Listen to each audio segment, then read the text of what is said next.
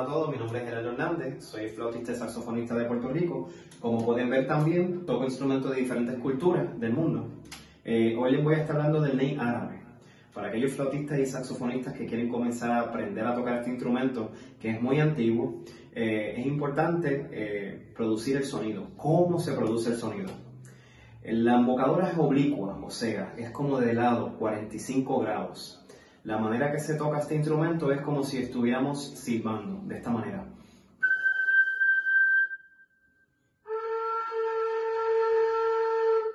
El instrumento tiene que estar aproximadamente 45 grados sin dejar que ningún aire salga de la parte derecha de los labios, solamente en un ángulo. Y pensando que el viento viaja directo por el instrumento, ubicando, vamos a decir así, el pensamiento para que sintamos que el viento viaja directo.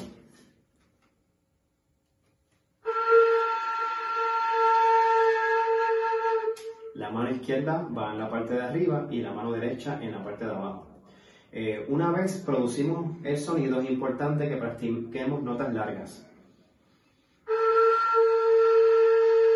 Podemos practicarlo también de esta manera.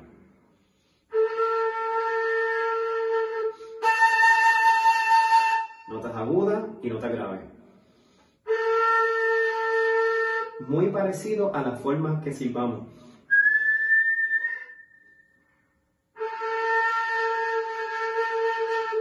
Entonces luego es importante tocar las notas uno por uno.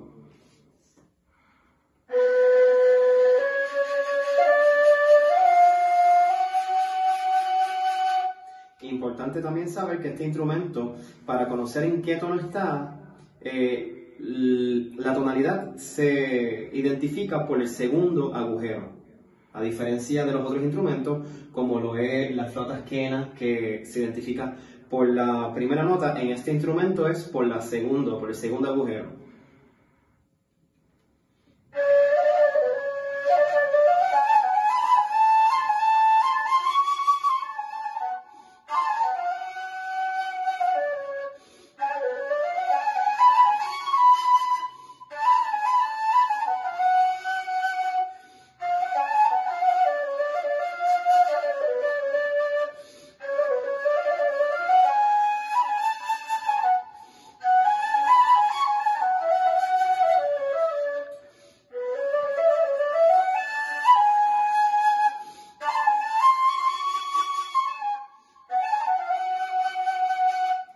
Espero que sea de su agrado.